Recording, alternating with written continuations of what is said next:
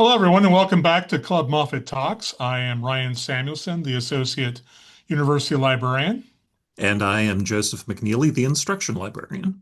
Today with us we have, Steve Garrison, the director of the Redwine Honors Program. thank you for coming, Steve. Generally, what we do on this show is we begin with talking a little bit about what type of media that each of us is enjoying or something that's going on in our lives currently. And then we let our guest talk about anything they want to talk about. And then we finish it up with some of the things that are going around here on campus or here in town. So, Okay. let's see. Anything going on? Uh, Star Trek Strange New Worlds just recently wrapped up, and I watched all of the season. It was a little bit more experimental this season, and apparently it was also in the middle um, of the writers' strike, so it was a little uneven. But I found it wonderful. I love Strange New Worlds. I think it's one of the best series that Paramount has put out for a long, long time, and I would encourage everyone to watch it. I haven't really read anything lately. It's been really busy here at the Moffat Library.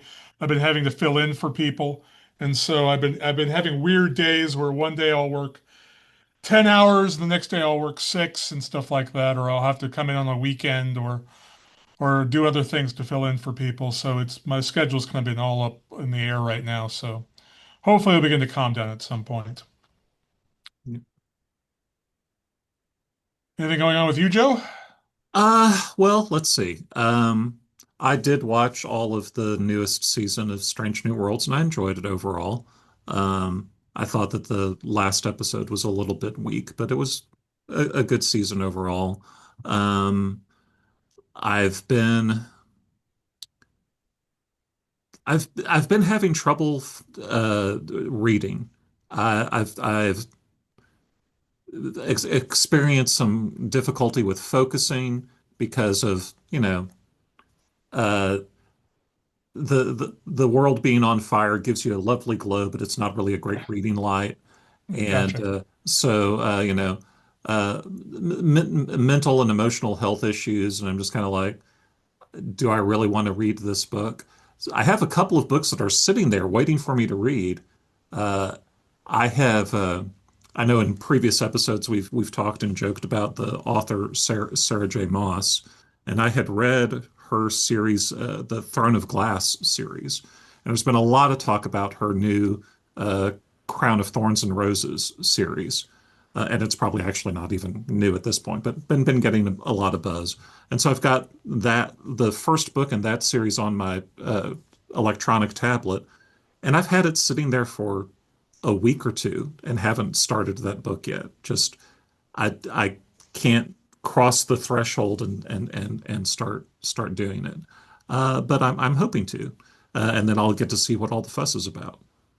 Oh, and I lied. I realized I actually did read some books because I've been stuck on the circulation desk for several hours sometimes. So I brought up Project Gutenberg and I've been reading some of the Frank Baum novels from Oh, over 100 years ago. yeah, that's So some are good we reading. are we aware of how political those are? What, the Frank Baum novels? Yeah, Oh yeah, yeah, yeah. Wizard of Oz. Yeah. Uh, there is the theory of the gold standard and some other political type stuff. It's the What is political. interesting, and I brought this up before to someone, I forget who it was, is just how apocalyptic the first chapter of Wizard of Oz is. He hated Kansas. He really, really hated Kansas. And if you read it, he makes it sound like a wasteland of dust and grayness, which I had forgotten until I read it again. Well, it definitely fits the 1890s, and then again the Dust Bowl. Hmm. I'm originally from Kansas, and I've spent some time. My family's from southwestern Kansas that he's roughly referencing, but it's a political allegory. He was a journalist in Omaha, Nebraska, and I believe it was South Dakota, and it was right in the middle of the populist political movement. Hmm. And so that's where he gets most of the motivation for the book. And it's built around the 1896 election. And then even the follow-up book is a little bit more political in my American government class. We do a thing where we watch Wizard of Oz and I explain how it's related to the 1896 election as a political allegory. And then I challenge the students to come up with a movie that could be a political allegory for something in contemporary times. And that's usually a pretty interesting and creative assignment. Students, Hmm. some of it's, right on topic. Some of them are kind of a little bit of stretches, but it's a way to get students to use a little creativity and engage with some interesting movies and And he television. certainly was dipping into satire about the present day. Anyway, Yep. from the humbug to the tattered man, talking about homelessness, talking about academia, and other things as well. Yes, it's quite apparent and stuff like that. But he was the first author I ever read. I read him. Oh, Actually, I cool. started reading his books before I could read. I just got the books from the library and started looking at the pretty pictures long before I could actually read. So he has a soft spot in my heart because of that reason. But yes, very political, very satirical in his approach to things, using humor to point out flaws in the American system and things of that nature. Hmm. My mom, when I was growing up, she had an old 78 record set that I don't know that it was the whole story, but it was a narrator kind of telling the story of the Wizard of Oz, and a ding, and you'd flip the record over and things of that nature. Remember it being really fascinating as a small child. Yeah. Yeah. Yeah. Well, is there anything you have been doing lately, or anything you've been reading lately, Dr. Garrison? Yeah, I mean, I don't know. Mine's a little bit of a niche. I spend most of the time reading, politics, and I agree with you, Joe. Today's not a good, or this time, it's not a good time to pay attention to the news in the world and things of that nature. It's usually unsettling. My escape in the summers is I read books about rock stars, and Okay. just to find out what was going on in their life. So I just recently finished.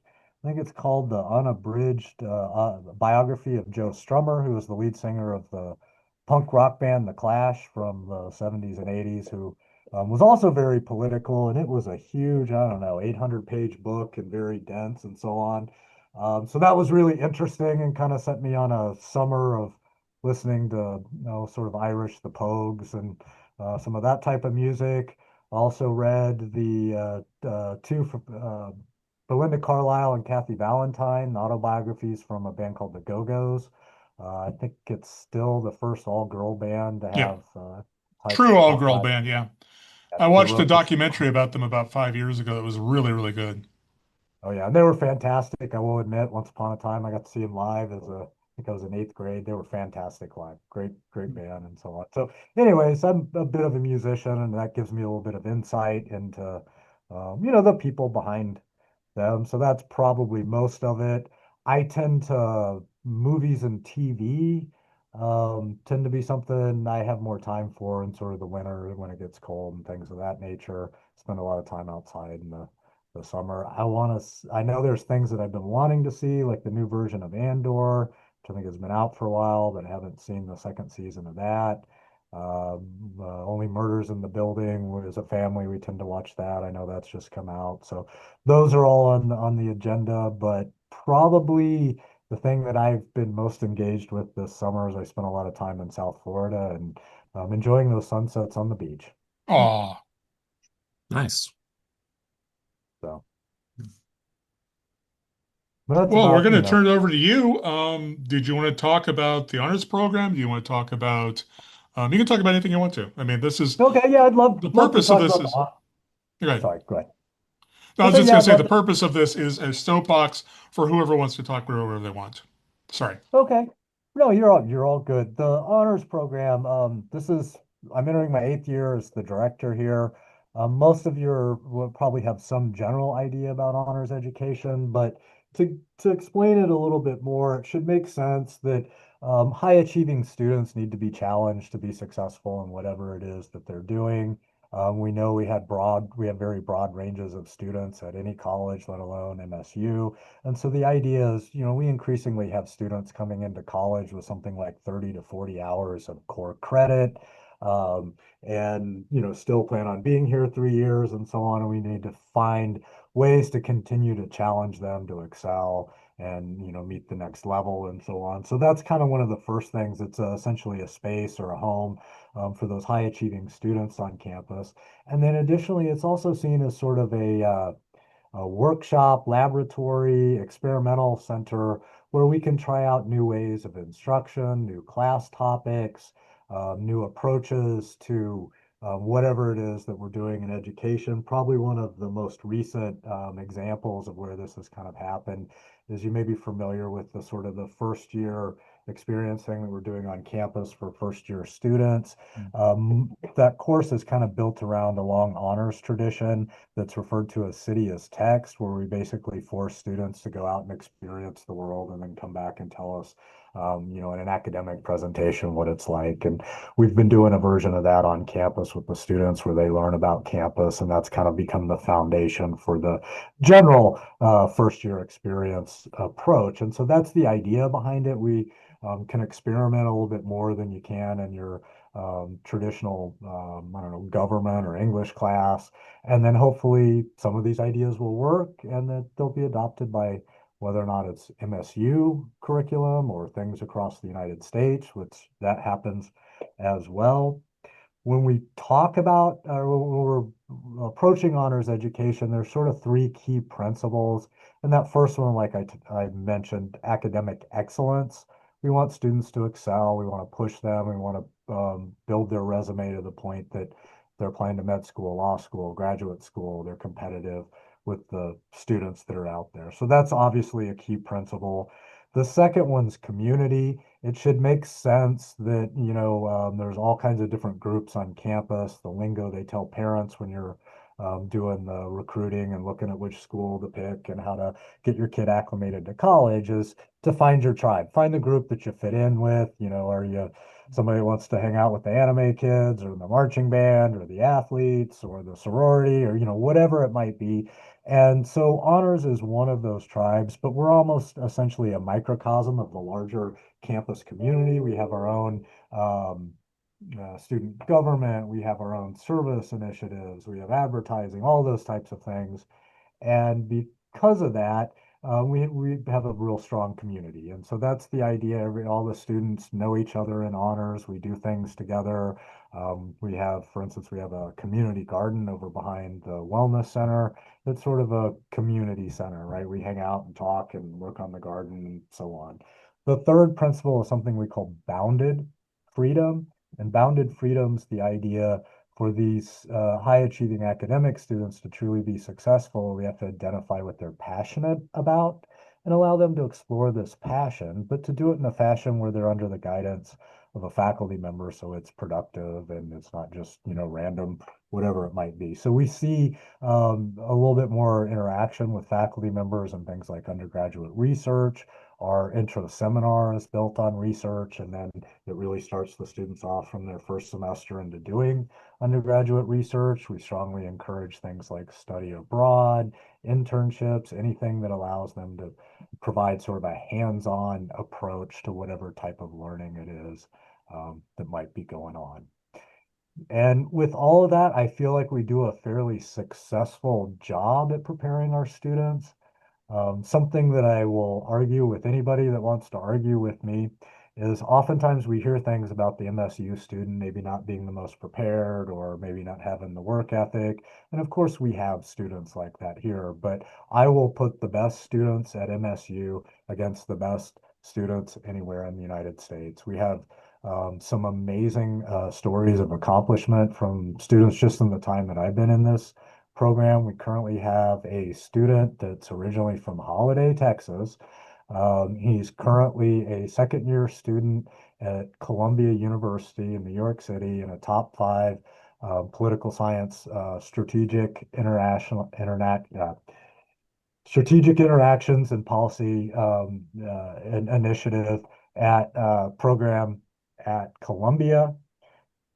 To my knowledge, I think he's the first person from the department since I've been here that ended up in an Ivy League university. He's also currently an intern at the United Nations, which again is a pretty neat type of a thing. We have a student that's at the number two neonatal care hospital in the United States at Vanderbilt, a nursing student that specialized in that area. We regularly send students to med schools like UT Southwestern, big schools along those lines. We have a student that attended the #1 international marketing program in the world. It's a university in Spain. Hmm. So, anyways, we have students from all over, walks of life, top 10 law schools. Um, I'm blanking on a couple things right now, but we have people. There's a software engineer that works at Apple. Another engineer that works at the IBM headquarters. So Hmm. these are all kids from either this part of the world or came here to go to school for a little period of time, and they're out there and they're competitive with the best students in the United States. Does that all make sense? Yeah, yeah, it does. No, that's Any great. questions or anything you'd like me to elaborate on? Well, sure. Um, when you have students who come to the honors program, what are the prerequisites? What is required of a student to be part of the program? Well, and excellent questions. There's a number of sort of different levels or criteria. The most basic one, if they're students coming right out of high school, they need to meet one of three marks. The first one is to be in the top 25% of their graduating class, or have a 1200 or greater cumulative SAT score, or a 25 or higher cumulative ACT score. And we also treat the International Baccalaureate as well as similar as Hmm. prerequisite to get into the honors program. These would be people coming directly out of high school. We have a lot of students that transfer from other universities, as well as students that are currently at MSU that would like to join. And basically, in that situation, they have to have and be able to maintain a cumulative GPA of 3.25. So it's one of those things, that's I think the average GPA in the program, something like a 3.75, 3.76, somewhere in that range. Hmm. So we do have students around the 3.25, but overwhelmingly the majority are much higher than that. We even look at the sort of a pitfall if the students are coming out of high school and you have dual credit. We look at the dual credit. We expect you to have a 3.25 in your dual credit classes. Hmm. Okay. So, is it fair or would it be derogatory to think of the honors program as the collegiate gifted and talented program? Um, Maybe on a is an analogy based on what high school is, but I think there's some pretty broad differences just based on Sure. the level and so on. Usually there's a little bit of a pushback in honors when people um, use those analogies, but at the same time, we don't really have, we don't have an honors type event at most high schools. There's also another interesting level. Honors programs in Europe are a very recent, maybe last 20 years, Mhm. innovation, and they actually use that title, the talent, as the label that they use instead of honors and so on. Gifted, I don't, yeah, I guess I mean, it's similar, but there's a fair amount of difference. There's also sort of an argument that there may be people that are maybe don't have the high SAT, ACT scores, but just excel in college, maybe fantastic researchers or whatever it might be.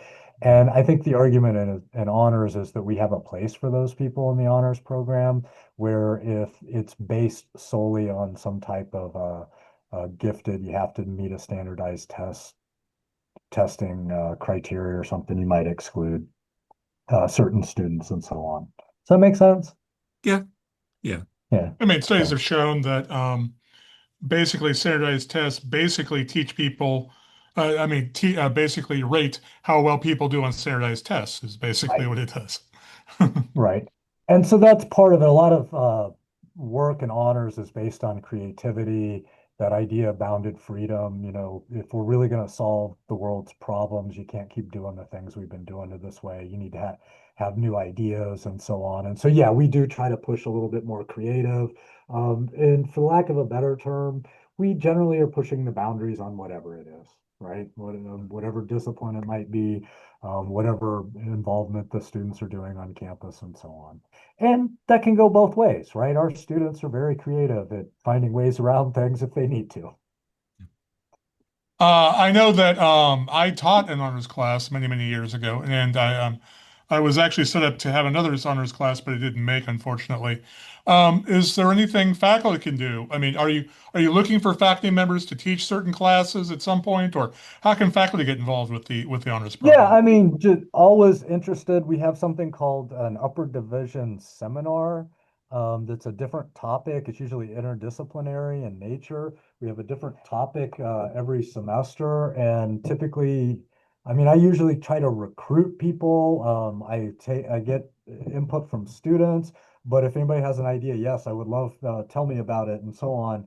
The idea is most of these classes are things that might fall outside of the traditional major or faculty members' workload, or maybe it's a niche thing that they're interested in. The class that we're offering this semester is on nonprofits with Sonia White, and they have a donation from donors. I think it's usually about $25,000. And the class gets to decide which local nonprofits they're going to donate that money to by evaluating who's successful and worthy of investment and so on. We had a class on bioterrorism where a biology professor talked about sort of the makeup of bioterrorism weapons, and then also kind of went through how terrorists operate, how the government combats them. And the class culminated in a war game where students played the roles of all the various different people. One student's a terrorist, one's the president, attorney general, all those types of things, to force the students to kind of think about how they would solve those types of situations. Dr. Gagem, that teaches German, will be teaching a class for us in the spring, Grimmest of them all, and it's basically the foundation of Grimm's fairy tales and how they've influenced the manga and manhwa Mhm. graphic novels. We had a class, the guy that was the microbiologist at the brewery, one semester taught a class on basically how the history of beer and the things that go into brewing beer. And the final project was sort of a plan of developing a microbrewery. We had, let's see, so anyways, they're all, things that are across the board. We had a class, this is before my time, but it was on death and dying, and it was basically the sort of sociological and psychological aspects of caring for people at the end of their life. So oftentimes these courses are pretty creative. I'm open to anybody that would be interested in teaching. Oh, and I guess the one that I probably left out, Hillary Conan taught a class, I think this was a year ago, on the rhetoric of Taylor Swift songs, which, as you can imagine, rather popular. Um, so, things like that, maybe taking what you're doing in the classroom and applying them to something a little bit more pop culture. Jim Cerno and I did a class on the 2020 presidential election and the media coverage of that. In addition to those, we teach a series of core classes. Um, as honor standalone sections, but due to a couple things, one, the dual credit explosion over the last decade, more and more of our students don't have room to do core classes. And then also with the decline in the university-wide enrollment, it's harder to offer these classes. So we're typically offering something like 3 of these a semester, where it used to be more like 6 to 8. But again, I'm always open to that. Unfortunately, the core classes, that decision's left up to each chair within their department of who's going to teach those classes. But anybody that's interested, yeah, reach out to me. I'm sure I can find a chance to get you involved. The other thing is we do a series of something called Red Talks, where faculty can talk about their research or things that they just want to tell, spread more with students. It might be something that then becomes one of these classes. Typically, I ask students for recommendations on which faculty members they would like to hear from, but we usually do 3 to 4 of those every semester as well. So all of those would be excellent opportunities to be involved. Okay. Is I I know too many things and I have them juggled in my brain. Is the honors program linked to the uh, United Nations thing? I mean, yes and no. It's not technically directly under the honors program, but I'm the main advisor, and we just kind of use a lot of the resources in the lounge and those types of things for the United Nations team. We every year have people that are non-honor students on Hmm. the team. It just depends on who's interested and so on. So it's not a requirement to be in the program to be on Model United Nations. What Model United Nations is it's a leadership program that simulates a meeting of the United Nations. It has a series of different committees that deal with everything from what we call bombs and rockets, the first general committee that's essentially disarmament, nuclear weaponry, to more social issues, things like a commission on the status of women, World Heritage sites. And each one of those committees is charged with what we call a topic. It's essentially a problem or an issue to address in the international community. And the idea is you have to research a country, and then you'll go represent the country on those various committees.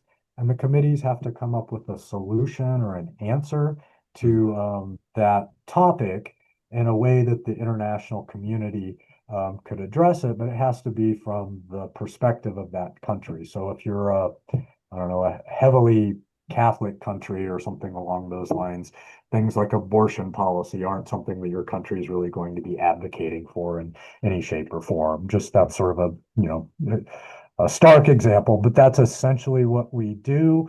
When we go there, the students spend the entire year researching the country, their positions, and then when we actually go to the conference in New York City, the portions of it are held at the actual United Nations General Assembly building. They Hmm. have to advocate for their solution. Each committee will pass a resolution that will then be passed, hopefully, by the General Assembly. And the idea or the name of the game is to get your country's what's important to you placed in that final resolution when it gets passed by your committee and then ultimately the General Assembly. There are awards for the research we do on the papers, for the operations of what actually goes on in the committee rooms during the week, and then as a delegation overall. And so it's a great opportunity. The student I was mentioning that's at Columbia, he was heavily involved with Model United Nations, was a state debater in high school. And I do believe that experience has helped him reach, New York City and the Ivy League. And it's really exciting at this point in time. He's now actually a paid intern um, in the United Nations. He's dealing with a committee that's removing landmines from around the world. Hmm. So it's, you're dealing with the real world, real things, real, making a difference and all of those types of things. Yeah. So, I think that's fascinating, and it sounds like that's a really long period of time because you get like the country and some information about what the topics are going to be a year in advance, or how far um, in advance? it's basically academic year. So the conference is usually the last week of March or the first week of April. And they're just now releasing this year's topics. And we have to register by October 1st and to participate, or that's the beginning of it. And when you register, you put in a list of your top 10 countries. The countries are based on the country's place on the various committees are based on what the actual countries are doing in this session. So it's and each country's delegation is different. Countries like the United States and Russia are much larger than we can field as an MSU team. So we kind of do this thing every year where we look at, okay, these are the countries in our size, and which committees do we think is roughly important. I've also had students recently that have kind of mandated that not mandated. They would like to follow the idea that we're essentially morally sound country and that may actually have some resources to support in the international community, whether that's power or money or something along those lines. You can think of countries around the world that tend to operate like bad actors. That's usually not a lot of fun in this setting because then nobody wants to work with you, which means nobody wants to talk to you. Mm, okay. Yeah, that's no that I was involved a little bit in high school in Nice. debate and also some improv acting and things, and the Model UN seems like a an incorporation of those different elements, and it just seems really interesting to me. Yeah, absolutely. That's one of the things I like about it is it really is probably, I'm sure there are other models of similar types of things, but really the only thing that forces students to apply all the key like critical thinking, research, working in a group, what the AAC and U called the high impact practices. Essentially, almost every one of those is incorporated in the United Nations experience. It's also interdisciplinary because there are these different committees. You need the science kids to understand the nuclear weaponry. You need the biology kids to, to know the environmental issues, social issues. We need students from education when we're dealing with social policies, healthcare. And so we have students from all of the various colleges on campus. And you mentioned improv. Some of the most successful delegates we've had in the past have been theater majors because they're not uncomfortable getting up and arguing and debating and being on stage. So Yeah. we love theater majors as well. We've sent a number of theater majors off to get master's degrees in political science. Yeah. Well, and because I was involved in theater in high school and college, I knew people involved in theater who went on to get law degrees. Right. It's like, yeah, I love arguing, so let's go do that. Yeah, Right. And the whole idea, if you want to be a trial lawyer, I mean, you're on stage, you're in front of a Yeah. jury, you have to convince the jury, you know what you're talking about, and so on. So those skills translate well. And to be honest, she's a junior pre-law major, a daughter that's at the University of Kansas, and she has a really rich musical theater background. Mm, And I'm guessing she's going to be a fantastic trial lawyer at some point in time. yeah. All right. Well, is Is there there anything? anything else you'd like to talk about today? Um, Let's see. No, I mean, I will say United Nations, something I feel really strongly about. Obviously love the honors program. I think probably for me, the most kind of rewarding thing about both of these programs is the buy-in that I see from students. My first year or two in honors, I really felt like I had to kind of push students to be involved in things. There's a story that I tell. We didn't really do the homecoming stuff, and I kind of pushed them to do the cardboard boat race. I'm like, let's just participate in one. And we had two students that built the boat. One of them got in the boat and it sunk immediately, and it was just embarrassing. It's like we're the honors program. How can we not build a cardboard boat? And so it took me a couple of years, but I really pushed on developing that community. I think this was 2023. We won the homecoming awards. It's led to the kids doing a lip sync that usually has a story. That year they did Willy Wonka and it was a really nice story that was choreographed with all the music and so on. But in that process, what I've seen now is if other students aren't taking things seriously, or the new students aren't taking things seriously, the upperclassmen get on them and say, no, this is important. We have to do this. Regularly, we started something that we call the Evening of Excellence. That's our kind of end of the year banquet in the honors program. We hold it at the Kemp Center for the Arts. We regularly have alumni now return and participate in that, ones that started it and so on. And kind of one of my all-time favorite things that an honor student said was the president that year, the inaugural at the end of the dinner, he gave a little address, and he basically said, if in 5 years anybody remembers my name, none of you have been doing what you're supposed to. This is all about making it better. Let's forget the people that were there before and keep it moving forward. And that, that viewpoint's really what I have in our program. There's a lot of things that students take the initiative and do it. I regularly, people are commenting, thanking me. I'm so impressed with what you're doing and so on. And the reality is I'm not really doing that stuff. I'm just empowering the students to do it. We have a really fun Instagram presence. I'll be honest, I barely know how Instagram works, right? But the students do. I push them to do it and keep them doing it, and they have a fantastic system. I mentioned we're a community. We support things that everybody does on campus. So for instance, the women's or cross country that was last Thursday, we were out there with a bunch of students cheering them on, and one of our students was second, another one was sixth, and it's really neat to when they walk into class to have all the other students being like, "All right, great job," that type of stuff. And we do the same thing with the theater kids and the band and art and presentations and so on. So it's a neat community.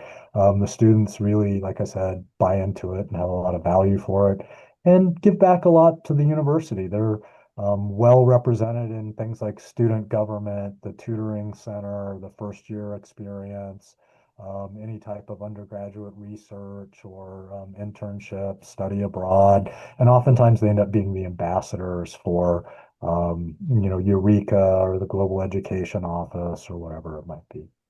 So.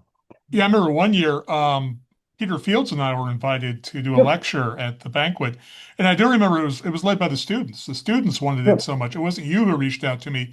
It was one of the students, honor students, who reached out to me and said, "Hey, I saw that you're doing a weird class in literature. Could you talk about a movie that we're going to show at the banquet?" So I was like, "Okay."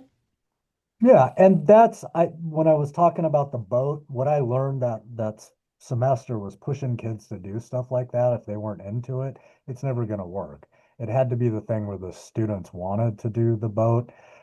There's something called Jenkins participatory culture that's sort of a model that explains how kind of our students that have grown up into this digital culture, right? It may not be the same thing as the participation we went through in the classroom and so on, but they're highly engaged in whatever social media platform it is.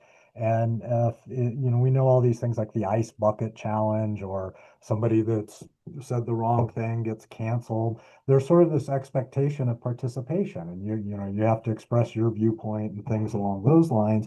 And one of the key things in the Jenkins participatory culture is for this generation to see it as a valid event, there has to be some type of legitimate avenue for them to participate.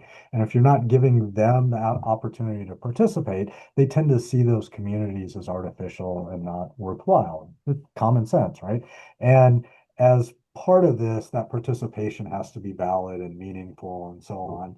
So that's sort of what I learned in my first year on the job is, yeah, I want everybody to participate, but the students have to be the one that decide how we're going to participate. The analogy I use, if they're throwing a party and you ask me to show up and be the DJ, they're going to hate all the music I play, right?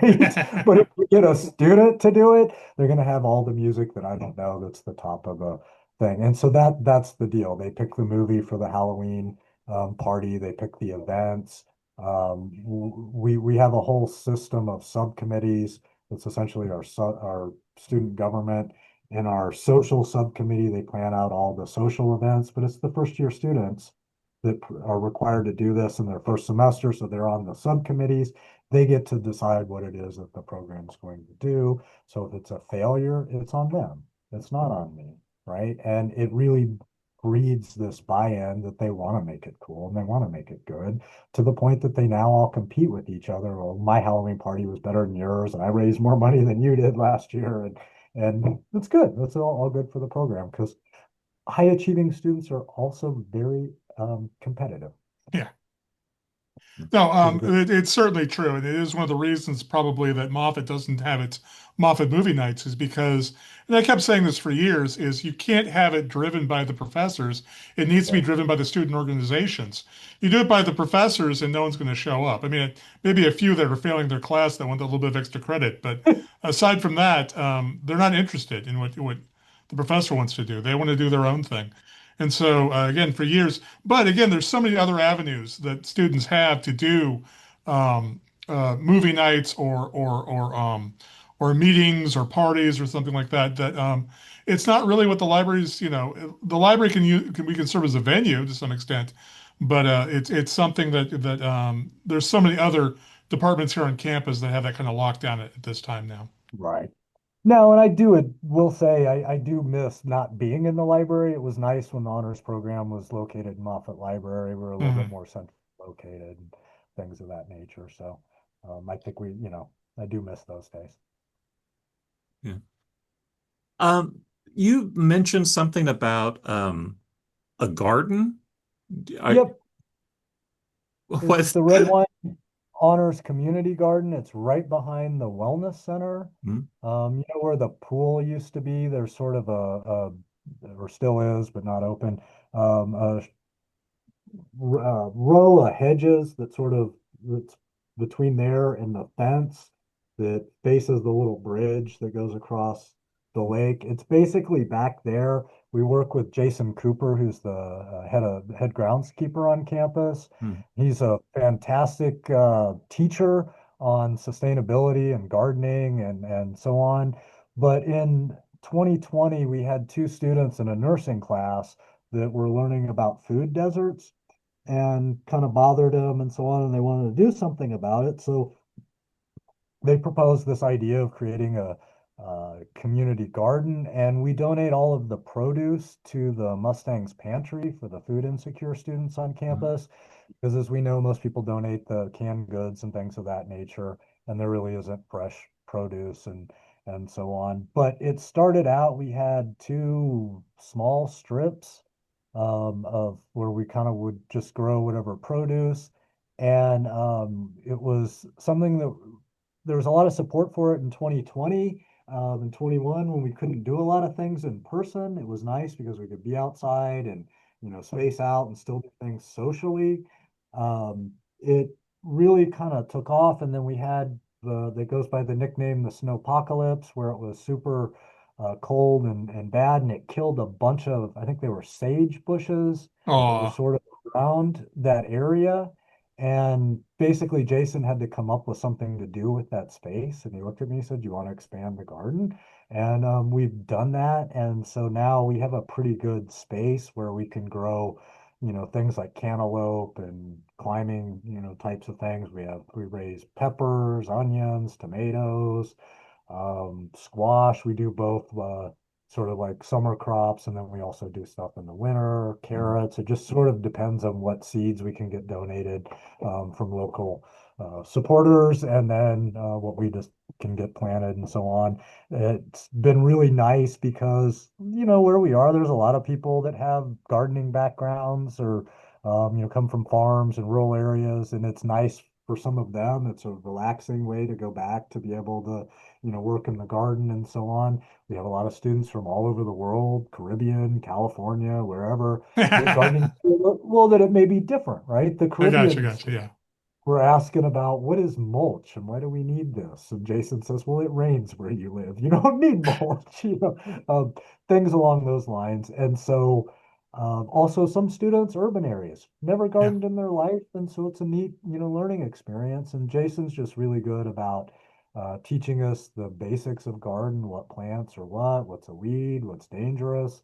We were out there gardening Saturday morning and we found a couple of snakes. hmm. And so he, picked it up and taught everybody how you tell the difference between a poisonous snake and a non-poisonous and where it lives. And, it's just fun. Um, plus, we're doing good things, right? We're donating produce to people when it's all said and done. So, but yeah, that's the community garden. I want to say, well, here, I don't know. We donate throughout the year. A lot of it comes in through the summer and the early fall. and then there'll be a fair amount of stuff again in sort of like February and March. Hmm.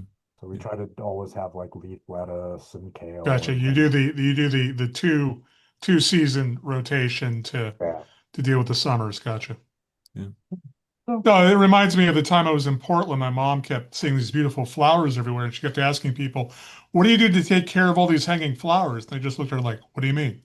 We hang them yes, up." they're right. Right. Well, and I mean it's the flip side then on the other way, people that are here, well, why won't this grow here? It's like, well, look at the soil, Yeah, yeah. and I'll be honest, I mean, I'm from sort of rural area, but I was never very good with gardening and I'm much better after hanging out with Jason the last 5 years. I'll make sure that I stay away from your garden because in my lifetime I've owned two plants and I killed them both, and one of them was a cactus. Okay, So well, you there you know, go. um,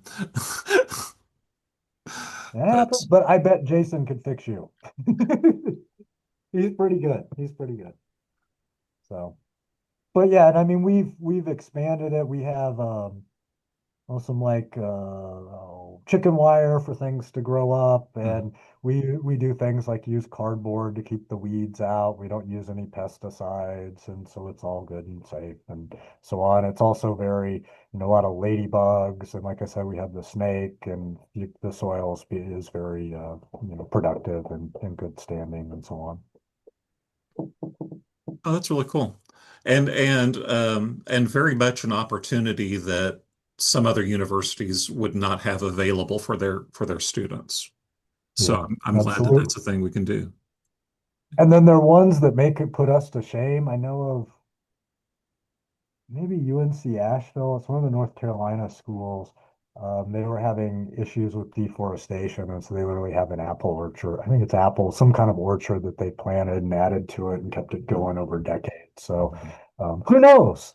I keep trying to convince them that they need to tear out the pool and just turn it into one giant garden. But we'll see if see if anybody takes me up on that. See, I don't know if this is anything that you can do in your capacity with the honors program, but I believe that our university should have stables where we keep Mustangs since, There you go. it's our mascot. We ought to have them. Well, the kids were wanting to just get goats to do the weeding in the garden this weekend, but I'm not sure that anybody would really want to have that added on to the wellness center. You also have to be careful because goats don't really determine what's a weed and what's a Yep, food yep, crop. Yeah. yeah, absolutely. Yeah, not a good mix. Yeah. Might not be a good fit. No. But I don't remember where it was, but there was a college that's not MSU that offered some sort of like special like musketeer certificate because they would have courses in fencing and courses in archery and equestrian sports. And if you had all of those classes, that give you like a musketeer certificate or something. So no I know musket MIT, firing though. That's just okay. Yeah. actually, MIT had a piracy Oh, certificate, and it was the Yeah, same okay. thing. It was like some navigation stuff, some fencing, um, you know, I don't know, maybe knowing how to distinguish gold from fake gold or something. I don't know what it might be, but yeah, I think those are ways that universities are using to um, uh, get some interest in taking other classes on campus. But I do remember seeing the thing with MIT. They had such an interest in it, they had to restrict it to only students that were admitted to MIT because people just wanted the pilot. Can't blame them. that's fair. That's fair. Yeah, a friend of mine just sent me a link to I forget what college it is, but he says they're offering a degree in ufology, UFOlogy. There you go. He goes, I really want to do this. I'm like, okay. All right. Crazier things. Yeah. Oh goodness. I Your think there are fly's back. what? Yeah, Your yeah, fly's back. yeah. I have a fly in my office that is large enough that it appears on screen when it passes by. Nice. Yeah, so it's a little disconcerting. I've Have you been named your um, have you named it yet? no, no, no. Well, there's a couple of things on that. Uh, there's the precept of the farmer, which is that you should never name anything that you're going to eat. Okay. But or more specifically in this case, that you don't believe is going to live for more than 24 hours. Yeah. But yeah, no, it's a thing. Yeah, Well, it good. I was going to say real quick, we do have in the honors program, there are students that believe that they've named a squirrel on campus Todd and that they can tell him apart from the other squirrels. I don't know how, but that's what they Okay. say. Well, see, I'm going to tell you that that is silly because most squirrels have names that start with the letter S. I mean, Okay. you might run into a Todd or two, but they tend to have S names. You get a lot of Scouts and Skips, Steves. Okay. There's a few Steves on Nice. campus. Uh, Okay. there's at least one Stump, Okay. and a couple of stealthy ones that are like Shadow. Mostly S names. Uh, versus like your Blue Jays who have pretentious names like Ferdinand or Uh, Beauregard. You know. okay. Uh, but sure. Uh, but yeah, I mean, there could be a Todd. I've not met Todd, but yeah, it's like I guess I'll keep an eye out. Yeah, they're adamant about it, so I'll just leave it at that. Well, I think we should start wrapping up. Okay. Okay. Joe, do you have the list of things happening I this month? do. I have my list of things to mention for September 2025, local events and happenings. The Navy Band Southwest will be in concert this Thursday in Aiken Auditorium at 7:30. Then this Saturday and again on the 27th from 9 to noon, the Wichita Falls Museum of Art at MSU is hosting Hooked Beginner Crochet Series, which is led by Ebony Harris. The Stage 2 Dinner Theater is putting on a production of A Gentleman's Guide to Love and Murder. The Burn Shop is hosting a block party on September 27th.